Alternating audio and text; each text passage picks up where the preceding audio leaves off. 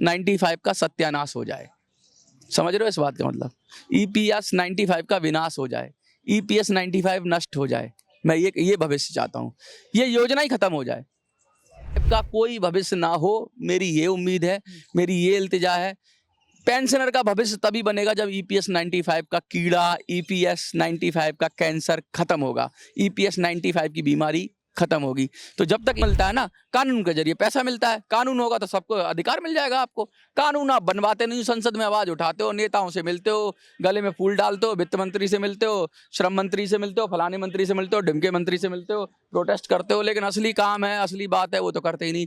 बहुत समझ के मुझे यही समझ में आया कि भाई कानून बनाने की जरूरत है और अगले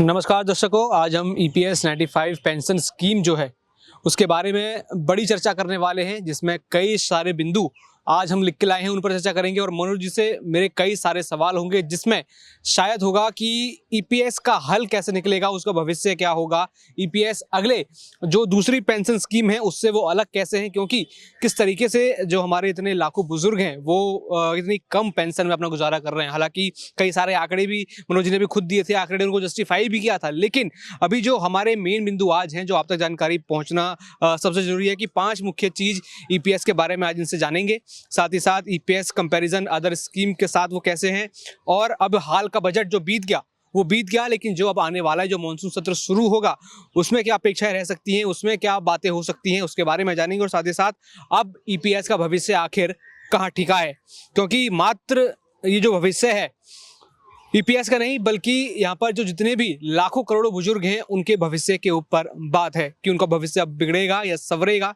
क्योंकि देखिए, यहाँ पर इतनी कम पेंशन में किस तरीके से गुजारा होता है, आखिर ये बुजुर्ग ही जानते हैं, वही जानते हैं, और हम भी उनकी पीड़ा समझते हैं। लगातार उनकी अवेयरनेस के लिए हम वीडियोस बनाते रहते हैं।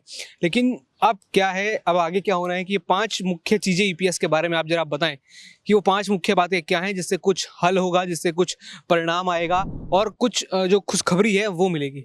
देखिए, सबसे पहले 5 बातों में अगर समेटना चाहते हैं आपकी 5 चीज़ें क्या करें, आप के मतलब आपका सवाल ये है कि 5 चीज़ें बुजुर्गों को क्या करनी चाहिए, यही है सवाल ना, जिससे कि इस समस्या का हल हो। तो सबसे पहले हमने कहा ही है, पहली बात तो ये कि सब लोग संगठित हो जाएं, सब लोग इकट्ठे हो जाएं और मसीहा ढूंढना बंद करें। संगठित तो हो रहे हैं, लेकिन सब अपना आइडिया शेयरिंग करें और कलेक्टिव विजडम के साथ चलें, कलेक्टिव लीडरशिप के साथ चलें। किसी मसीहा के चक्कर में ना पड़ें, किसी नेता के चक्कर में ना पड़ें, किसी मनोज स्वराजी के चक्कर में ना पड़ें। साथ इकट्ठे हो, साथ में तय हो, ताल हो, मतलब सुर ताल एक साथ बजे, साथ में बहुत सारा डिस्कशन हो और रास्ता निकले। और ये चीज़ हम लोग कर चुके हैं, बहुत सारा काम ये हो चुका है कि लगभग सारे बुजुर्ग अब इस बात पे सहमत है कि सहमति तो बनी रही है। EPS 95 की ऐप के बारे में आपने भी और मैंने भी वीडियो के माध्यम से बताया है कि गूगल प्ले स्टोर पर अगर मिनी संसद लिखेंगे आप विदाउट स्पेस MINISANSAD, तो EPS 95 की ऐप ऊपर ही आ जाएगी, उसको इंस्टॉल कर ले और वहाँ पर जाकर आप अपने सुझाव दें। पहला काम तो मैंने ये बताया कि संगठित हो जाएं। दूसरा काम ये बताया है कि अब आपको संगठित होने के साथ साथ ये छोड़ना पड़ेगा कि भाई 7,500 की डिमांड, इसको छोड़ना पड़ेगा। अगर मांग नहीं है तो जो सब लोग मांग रहे हैं 10,000, जो ओल्ड पेंशन स्कीम वाले जिनके 10,000 मिल रही है वो मांगो। जब मांग नहीं है तो खुल के मांगो। 7,500 का कोई लॉजिक भी नहीं है और 10,000 का लॉजिक आता है। तो दूसरा काम तो ये करें कि हम 7,500 की जगह 10,000 कहना शुरू करें, क्योंकि 10,000 के बगैर गुजारा है भी नहीं। सच्चाई यही है कि जब सरकार पेंशन दे रही है तो 10,000 मिनिमम मिलनी ही चाहिए। मिनिमम पेंशन भी सेकेंडरी है, क्योंकि मिनिमम पेंशन से कुछ होने वाला नहीं है। तीसरा काम हमें ये करना पड़ेगा कि EPS 95 का जो भी फंड है ना, EPFO को तो हम क्या करें कि EPFO को तो करो बंद, EPFO की जरूरत नहीं है, सारा फंड ले ले सरकार, और सरकार गारंटेड पेंशन दे। गारंटेड पेंशन का मतलब ओल्ड पेंशन स्कीम के तर्ज पे EPS 95 को पेंशन मिले, तभी बेड़ा पार हो सकता है। और ओल्ड पेंशन स्कीम क्यों कह रहा हूँ, क्योंकि देखिए अर्धसैनिक बल भी ओल्ड पेंशन स्कीम मांग रहे हैं, देश के जो कर्मचारी हैं, मतलब सरकार के कर्मचारी हैं, वो भी ओल्ड पेंशन स्कीम मांग रहे हैं। तो EPS क्यों ना उसमें शामिल हो जाए, वो भी ओल्ड पेंशन स्कीम की ही बात करें। ये मिनिमम पेंशन वाला जो चक्कर है ना, ये अब चक्कर से आगे निकलना पड़ेगा, क्योंकि ये हल नहीं। आने वाले 2-4 साल में फिर मिनिमम पेंशन चिल्लाएंगे, फिर वो पेंशन कम हो जाएगी, तो उससे कोई हल निकलेगा नहीं। हल निकलेगा तभी जब आपके पास कोई पर्टिकुलरली स्कीम होगी, कोई ऐसी स्कीम होगी जिसमें आपको कम से कम जिंदा रहने के लिए हमेशा सही पेंशन मिलती रहे, वो ओल्ड पेंशन स्कीम है। 3 बातें तो ये हो गई। चौथी बात क्या करेंगे? चौथी बात ये करेंगे कि ये जो फॉर्मूला है EPS 95 का, इसको स्क्रैप आउट करो, खत्म करो।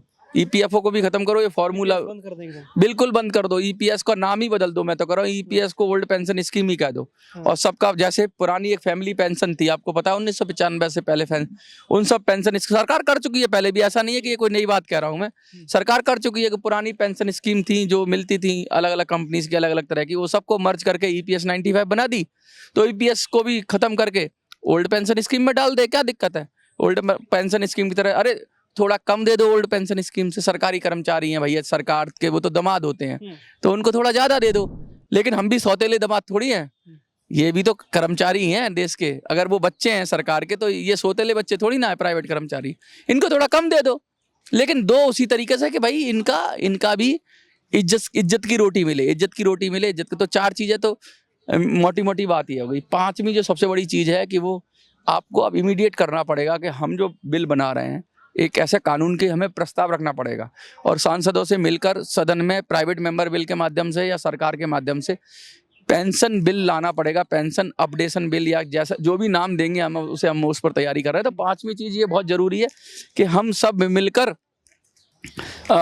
एक ऐसा कानून बनवाएं जिससे आने वाली हमारी जो कर्मचारी है उन सब का भविष्य सुरक्षित हो जाए। सरकार तो चाहती है कि सब लोग सड़क पर खड़े हो जाएं और कटोरा ले लें हाथ में। सरकार सब काम लेना चाहती है लेकिन जिम्मेवारी से दूर भागना चाहती है। तो जब पूरी जिंदगी सरकार काम लेती है या सरकार उन कंपनियों से काम लेती है, तो उनकी जिम्मेवारी भी है कि उनके भविष्य को, जब वो बुढ़े हो जाएं, जब किसी काम के ना रहें, तो उनको फेंका तो नहीं जा सकता ना, उनको भी जिंदा रहने का हक है। हम और आप भी अगर किसी प्रतिष्ठान में काम करते तो आपका भी अगर PF कटता है तो आपको भी EPS 95 की स्कीम में आते हैं। दौलत जी, ऐसी बात नहीं है कि आप नहीं आते, आप सबका। तो 5वां छठी बात और मैं ये कहना चाहूँगा, आप जैसे जितने युवा लोग हैं ना जो EPS योजना से जुड़े हुए हैं, क्योंकि ये मैंडेटरी है। अगर कहीं प्राइवेट कंपनी में काम कर रहे हैं आप और कंपनी आपका PF काट रही है, तो आप ये बात मान लीजिए कि आप भी उस पेंशन के सदस्य हो गए हैं EPS 95 के। आपको पता भी नहीं होगा आप उसके सदस्य हो गए। आपका पैसा तो कल को जब आप बुढ़े हो जाएंगे, तो ये आपके भी हित की लड़ाई में लड़ रहा हूँ मैं। उन सब कर्मचारियों की 7 करोड़ लोगों की लड़ाई लड़ रहा हूँ, जो कि 7 करोड़ लोग पूरे देश में हैं, उनकी लड़ाई लड़ रहा हूँ। तो उन सब युवाओं को एकजुट करके, ये छठा पॉइंट मैं बोल रहा हूँ, एकजुट होकर एक साथ आ जाना चाहिए और सरकार पर से मांग रखनी चाहिए कि उनका भविष्य सुरक्षित हो। क्योंकि जो बुजुर्ग है उनका भविष्य सुरक्षित नहीं है, उनका तो वर्तमान है। इस समय जो पेंशनर है, पेंशनर का वर्तमान सुरक्षित करना है और युवा लोग जो काम कर रहे हैं, देश के कामगार हैं, उनका भविष्य सुरक्षित करना है। ये पॉइंट है। अब जो मेरा अगला सवाल है, जो EPS स्कीम है और जो NPS OPS जो अन्य स्कीम है, वो एक दूसरे से अलग अलग कैसे हैं और कैसे एक में घाटा हो रहा है, एक में नुकसान हो रहा है, एक में फायदा हो रहा है, एक में तो एक धन्ना सेठ होने जा रहे हैं और एक में लगातार नीचे गिरे जा रहे हैं।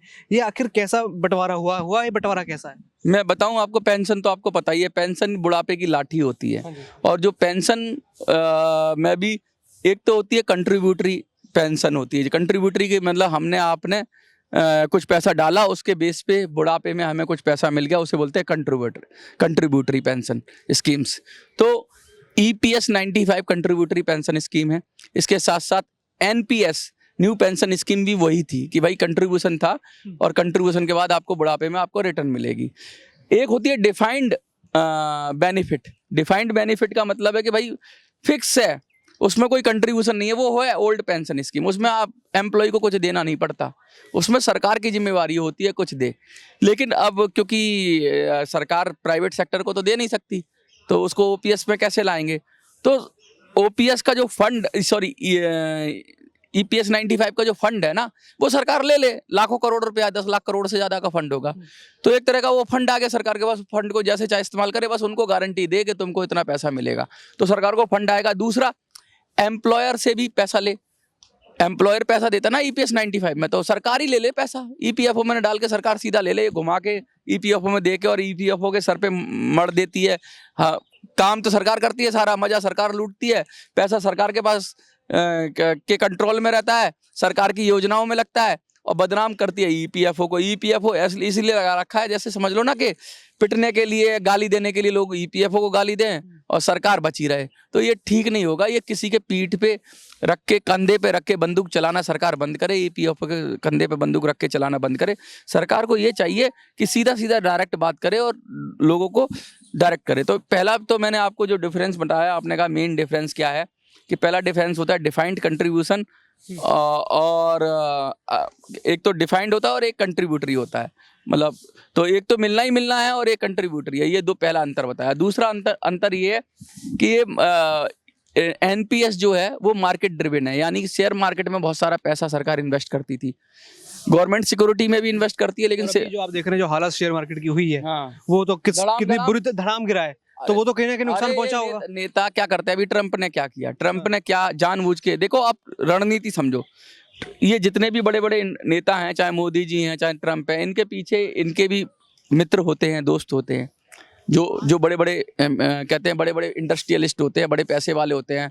जैसे एलन मस्क है, वो किसके पीछे, ट्रम्प के पीछे है। मोदी जी के पीछे आरोप लगते हैं कि अडानी अंबानी का, अब मुझे नहीं पता कितना सच है कितना झूठ है, लेकिन अक्सर सब किसी भी बड़े पॉलिटिशियन के साथ उद्योगपति का एक बैकअप तो होता ही है, उसका फेवरेट उद्योगपति होता है जो उसके लिए बैकअप करता है या उसके लिए फंड का अरेंजमेंट करता है। तो पॉलिटिशियंस का काम होता है उनको फायदा करा देना। अब उनको फायदा कैसे होगा, ट्रम्प का एग्जांपल देता हूं मैं। ट्रम्प ने सडनली एक ऊट पटांग टैरिफ वाला सिस्टम लागू किया, उससे क्या हुआ, बाजार में भगदड़ मच गई और लगभग 3 ट्रिलियन की जो रुपया है वो गायब हो गया, ये पैसा है जो डॉलर है वो मार्केट से गायब हो गया, यानी एकदम धड़ाम से नीचे बाजार गिर गया। क्यों गिराया गया, एक बयान मात्र से पूरी दुनिया के बाजार गिर गए।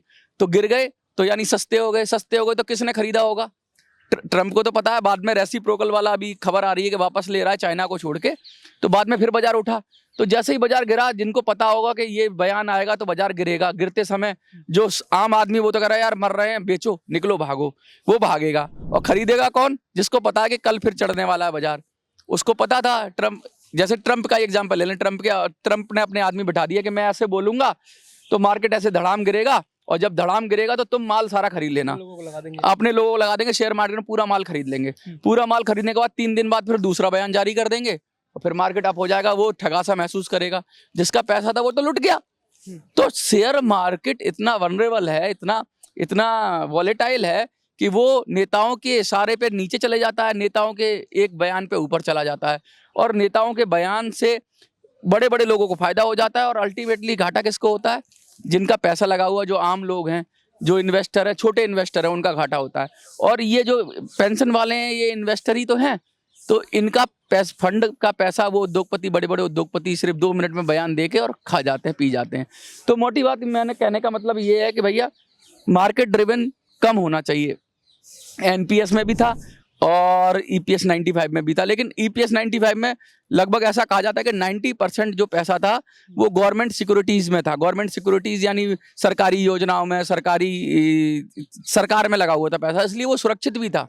10% कहते हैं कि बाजार के अधीन है ईपीएस 95 का, लेकिन 90% पैसा है वो गवर्नमेंट सिक्योरिटीज में है। तो कम से कम पैसा बचा हुआ है। अगर शेयर मार्केट में लग जाएगा सारा पैसा एनपीएस की तरह, काफी पैसा शेयर मार्केट में रहता है एनपीएस में, तो धड़ाम हो जाएगा। अब ईपीएस में 1.16 मिलता है गवर्नमेंट का कंट्रीब्यूशन, और एनपीएस में 14.5% होता है। 14.5%, जहां तक मेरे को अगर कुछ आंकड़े में कुछ आगे पीछे हो सकता है, आप एक बार चेक कर लीजिएगा, लगभग इतना है। और बढ़ा भी दिया गया, लेकिन मतलब एक तरफ तो सरकार 15 से 20% कंट्रीब्यूशन दे रही है और एक तरफ 1% कंट्रीब्यूशन दे रही है। तो ये बड़ा डिफरेंस है ईपीएस 95 और एनपीएस में। तो एनपीएस मैं ऐसे सीधे बोलूं, ईपीएस 95 सबसे खराब स्कीम है, उससे अच्छी स्कीम एनपीएस है, न्यू पेंशन स्कीम। और सबसे अच्छी स्कीम, और नहीं उससे भी अच्छी एक और नई आई है, यूपीएस है, और सबकी बाप है ओपीएस। तो सबसे बढ़िया जो स्कीम है वो ओल्ड पेंशन स्कीम है। तो क्यों ना ओल्ड पेंशन स्कीम की तरफ चला जाए, और जो लोग कंट्रीब्यूटरी पेंशन में हैं, जो लोग ईपीएस 95 में हैं, उनको भी ओल्ड पेंशन स्कीम जैसा कुछ मिल जाए, और उसके बदले में चाहे सरकार उनका फंड ले ले, चाहे सरकार जो एम्प्लॉयर है उन पर थोड़ा सा पैसा और बढ़ा दे। एम्प्लॉयर यानी ये फंड कहाँ से आता है, सरकार से थोड़ी ना आता है, ये कंट्रीब्यूशन आता है ईपीएस 95 का एम्प्लॉयर से, जो नौकरी देता है, जो उद्योगपति है, जो पैसा देता है, जो बड़ी कंपनी है वो पैसा देती है। तो वो कंपनी पर सरकार थोड़ा सा और बढ़ा दे कि भाई तुम थोड़ा और ज़्यादा दो पैसा, सरकार उनसे पैसा ले, अपने पास रखे, देना तो बाद में है। तो सरकार को तो डेवलपमेंट के लिए पैसा मिलेगा, सरकार को अपनी वेलफेयर के लिए पैसा मिलेगा, सरकार मजबूत होगी और बाद में सरकार पैसा दे दे एम्प्लॉयज़ को, अपने कर्मचारियों को भी मजबूत करे, खुद को भी मजबूत करे, तो विन विन सिचुएशन है। क्या दिक्कत है, सरकार को करना चाहिए मुझे लगता है। अभी अभी जैसे भी जो बजट अभी था यहाँ पर शीतकालीन सत्र था वो पूरा हो गया। वहाँ पर कहा जा रहा था, लगातार न्यूज़ आ रही थी कि इसमें खुशखबरी आएगी, इसमें कुछ मिलेगा। अब अगला सत्र मानसून सत्र आएगा, उसमें भी टाइम है अभी, लेकिन इस टाइम में क्या हो सकता है कि मानसून सत्र में ईपीएस के जो पेंशनर्स हैं उनकी बात पहुंचे, उनकी बात हो, या वहाँ भी नाउम्मीद रह जाएंगे? देखिए, बजट सत्र की बात थी तो बजट सत्र में तो ये कह रहे थे कि ईपीएस 95 के लिए बजट एलोकेट करें, एक्स्ट्रा बजट एलोकेट करें। असल में क्या होता है कि सरकार 1.16 अप्रोक्सीमेट, थोड़े आंकड़ों में मेरा मेमोरी थोड़ी सी कभी कभी हो जाती है, 1.16 के करीब कंट्रीब्यूशन करती है पेंशन का। तो उसको जितने भी एम्प्लॉयज़ जो जितने भी पेंशनर होते हैं उनका एक साल का खर्चा एस्टिमेट मानती है। तो अपने हिस्से का पैसा वो किसको देती है? ईपीएफओ को देती है, या पेंशनर पेंशन के फंड में देती है, ये समझ लो ईपीएस 95 में। तो ये हर साल देती है। पिछली साल शायद 10,000 करोड़ के करीब था, इस बार 11,000 करोड़ के करीब दिया एक साल का पैसा। तो बजट सत्र में तो जो रेगुलर पैसा मिलना था वो मिल गया, 11,000 करोड़। उससे तो क्या है, वो तो पहले से ही पैसा डिफाइंड है, पेंशन में जुड़ के आएगा। वो जो मिनिमम पेंशन के लिए जो पैसा है, सरकार ने 1,000 कर दिया मिनिमम पेंशन, तो उसमें जो भी पैसा लगता है वो सारा पैसा वो उसी के अंदर जुड़ जाता है। तो मोटी बात कहने का मतलब ये है कि जो बजट सत्र में था, जो मिलना था, वो तो असंभव, वो तो मतलब जो भी था संभव था वो हो चुका है, कुछ नया नहीं हुआ, कोई ऐसा नहीं हुआ। लेकिन ये जो संसद का सत्र होता है ये कानून बनाने के लिए होता है। इसमें कानून बनते हैं, नई नई चीज़ें बनती हैं, नई नई सरकार पॉलिसी बनाती है, तो सत्र इसीलिए होता है। तो हमारे नेता, हमारा कोई आज तक गया ही नहीं सत्र में ये मांग करने कि भाई, वैसे ही मुंह उठा के चले जाते। सत्र में जाओगे तो कानून बनाने की बात करो ना, ईपीएस 95 पे कानून के अपडेशन की बात करो, ईपीएस कानून के जरिए पेंशन दिलाने की बात करो। कोई करता ही नहीं था। ज़्यादातर क्या करते थे, एमपीज के पास जाते थे, एमपीज से कहते थे आवाज़ उठा दो। अरे संसद में आवाज़ उठाने से क्या होगा? संसद में तो कानून बनाया जाता है ना। आवाज़ उठ जाएगी, सुन लेंगे, उन्होंने सुन ली, ठीक है, उनका मन है नहीं करे। लेकिन अगर बिल पेश करवाते, कोई कानून बनवाते, जिससे फॉर्मूले को स्क्रैप डाउन करवाते, सरकार को मजबूर करते किसी चीज़ के लिए, तो बेहतर होता। लेकिन इनके पास जो लीडरशिप है ईपीएस 95, इनके पास कोई विजन नहीं है, कुछ नहीं है। ये अंधेरे में तीर मार रहे हैं और ये सिर्फ संगठन खेल रहे हैं। लोगों को जोड़ते हैं, पैसा इकट्ठा करते हैं, मौज काटते हैं, घूमते हैं, खाते हैं, पीते हैं और जिंदगी भर ये चाहते हैं ये दुकानदारी ऐसे ही चलती रहे, ये कोई सोल्यूशन नहीं चाहते। तो इसलिए मैंने कहा कि अगले जो सत्र आएगा मानसून सत्र, उसमें हम ऐसा कोशिश करें, हम सब मिलकर बैठकर कोई कानून ऐसा बना लें, और वो कम से कम संसद में कोई सांसद को मना लें, किसी सांसद को रिक्वेस्ट कर लें, कोई इंडिपेंडेंट सांसद हो, छोटी पार्टी का सांसद हो या सरकारी पक्ष का सांसद हो, कि वो ये बिल रख दे, सदन में रख दे और बिल पास करके कानूनन अधिकार मिल जाए हमारे को पेंशन का, और उसके बगैर काम चलेगा नहीं। तो अगले मानसून सत्र की जो भी जितने भी संगठन चला रहे हैं, जितने भी लोग हैं, उनकी मैं तो उनसे ही अपील करता हूँ, यही रणनीति होनी चाहिए कि पेंशन के हित में कोई कानून बना जाए। वकील खड़े होते हैं तो वो एडवोकेट प्रोटेक्शन बिल की मांग करते हैं, पत्रकार खड़े होते हैं तो वो पत्रकार प्रोटेक्शन बिल की मांग करते हैं। सब कानून मांग रहे हैं ना, संसद से कानून मिलता है ना, कानून के जरिए पैसा मिलता है। कानून होगा तो सबको अधिकार मिल जाएगा। आपको कानून आप बनवाते नहीं, संसद में आवाज उठाते हो, नेताओं से मिलते हो, गले में फूल डालते हो, वित्त मंत्री से मिलते हो, श्रम मंत्री से मिलते हो, फलाने मंत्री से मिलते हो, ढिमके मंत्री से मिलते हो, प्रोटेस्ट करते हो, लेकिन असली काम है, असली बात है वो तो करते ही नहीं। बहुत समझ के मुझे यही समझ में आया कि भाई कानून बनाने की जरूरत है, और अगले मानसून सत्र में इस पर कानून के लिए हमें तैयारी करनी चाहिए। मैं बहुत तैयारी कर रहा हूँ, इसलिए वीडियोस भी कम आ रहे हैं। कोई बोलना ज़्यादा और करना ज़्यादा पे, करने पे मैं ज़्यादा विश्वास रखता हूँ। बोलता इसलिए रहता हूँ कि लोग आशा लगाए रहते हैं कि भाई कर क्या रहे हो, कहीं चुप तो नहीं हो गए, कहीं सो तो नहीं गए। और मेरे पास मैं बहुत सारे लोगों की आवाज़ उठाता हूँ। मुझे लगता है कि मेरी आवाज़ बहुत सारे लोग सुनते हैं और बहुत सारे लोग मुझ पर विश्वास करते हैं, भरोसा करते हैं, प्यार करते हैं, तो उनकी भी बात उठानी पड़ती है। तो मैं सबकी बात उठाना चाहता हूँ, लेकिन ईपीएस 95 मेरे दिल के करीब है, वो तो मेरे दिल में रहती है हमेशा जी। अब ये जो आखिरी सवाल जो है मेरा, वो है ईपीएस के भविष्य को लेकर। इसका भविष्य आखिर टिका किस आधार पर है? क्या यही चलता रहेगा, अगर ऐसा ही होता रहेगा जैसा जुल्म अभी एक जुल्म ही है एक तरीके से, अगर कहा जाए, जो जितने भी बुजुर्ग अभी सुन रहे हैं तो उनके ऊपर एक तरीके से जुल्म ही है, तो ये चलता रहेगा, कुछ आवाज उठेगी भी, या फिर अब इसका भविष्य गर्द में ही है, ये ऐसी बस जैसे गुजारा चल रहा है गुजारते रहो, कोई ना सुनने वाला ना कोई कुछ करने वाला, देखिए, या फिर कुछ होगा? देखिए दौलत जी, मैं तो शब्दों से खेलता हूँ, आपने कहा EPS 95 का भविष्य क्या होगा। मैं इसको कहूँ तो देखो बड़ा मजेदार शब्द होगा, लेकिन उसके अर्थ आपको भी अच्छा लगेगा, लेकिन आप कहेंगे इसके दो मतलब निकलते हैं। EPS 95 का सत्यानाश हो जाए, समझ रहे हो इस बात का मतलब। EPS 95 का विनाश हो जाए, EPS 95 नष्ट हो जाए, मैं ये भविष्य चाहता हूँ। ये योजना ही खत्म हो जाए, ना रहेगा बांस ना बजेगी बांसुरी। भैया सरकार या तो OPS दे दे, नहीं तो जो पैसा जमा है लोगों का ब्याज के सहित वापस कर दे। EPS 95 का कोई भविष्य ना हो, मेरी ये उम्मीद है, मेरी ये इल्तिजा है।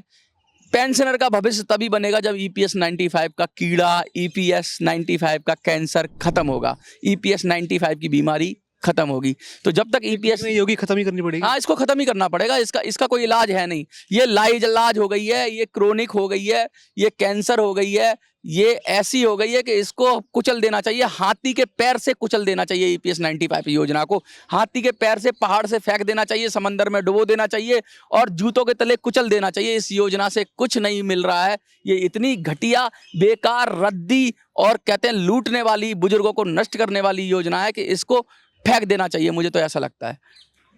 तो अगर इसको फेंक देंगे तो जो कुछ मिला रहा है वो भी मिलेगा कि आप क्या चाहते हैं? योजना अगर फेंक दोगे तो योजना फेंक देंगे, इससे तो कुछ ही नहीं मिल रहा। सारे बुजुर्ग बर्बाद ना हो जाएंगे? क्यों बर्बाद हो जाएंगे? योजना फेंक देंगे, उसको जो पैसा है वो सरकार देगी, वापस देगी। हमारा पैसा हमें चाहिए ही नहीं योजना। क्या गारंटी सरकार देगी? क्यों योजना नहीं खत्म देगी? होगी, आप करोगे क्या? उसके लिए करोगे अरे क्या? आपका कानूनन अधिकार है। अगर मेरा पैसा आपके पास जमा है और मुझे योजना में नहीं लगाना पैसा, तो नहीं लगाना पैसा, खत्म करो इस योजना को। क्या जबरदस्ती थोड़ी ना दोगे भाई। आप मुझे खराब सामान बेच रहे हो, सपोज करो खराब ब्रेड बेच रहे हो, आपके पेट में रोज दर्द हो रहा है, रोज दर्द हो रहा है, खराब ही ब्रेड मिल रही है, तो क्या करोगे? ब्रेड लेना बंद करोगे ना। EPS 95 जिंदा क्यों है कि उसमें कंट्रीब्यूशन से पैसा जा रहा है। अब जब बंद हो जाएगी तो हमारा पैसा बचेगा जाने से, और जो फंस गया है पैसा उसे निकाल लेंगे, वो सरकार निकाल के दे। यही तो बात है भाई। तुम्हारा भी पैसा कट रहा होगा, तुम कहीं जॉब नौकरी करते हो, तुम्हारा पैसा जा रहा है ना, वो ऐसे ही जाएगा, गड्ढे में जा रहा है। तो ना नहीं जाना चाहिए ना आपका पैसा गड्ढे में, आपके साथी कैमरामैन का पैसा गड्ढे में नहीं जाना चाहिए, इतने सारे हजारों करोड़ लोगों का पैसा गड्ढे में नहीं जाना चाहिए। तो सबसे पहले इस गड्ढे को ही खत्म करना पड़ेगा ना, जिसमें लीकेज है। इस EPS 95 को नाश करना पड़ेगा, इसका विनाश करना पड़ेगा, इसको कुचल के रोड रोलर चला देना पड़ेगा इसके ऊपर। बस मैं यही कहना चाहूँगा। इसका भविष्य यही है कि इसका कोई भविष्य ना हो। इसका कोई भविष्य ना हो, तभी पेंशनर का भविष्य होगा, और नई कोई योजना आए ओल्ड पेंशन स्कीम की तरह, जिसमें भविष्य बनेगा। वरना पैसा वापस कर दो जो जमा है लोगों का। बिल्कुल, यहाँ पर जैसे उन्होंने कहा कि अगर EPS में कुछ भविष्य चाहिए तो उसका भविष्य ही नहीं रहना चाहिए, यानी EPS ही नहीं रहनी चाहिए। इसकी बात, इसकी कवायद यहाँ पर आज मनोज जी करते हुए नजर आ रहे हैं। तो आपको कैसा लगा वीडियो, कमेंट करके जरूर बताएं, और ऐसे ही खबरें जानने के लिए लिखते रहें UIP न्यूज़। धन्यवाद।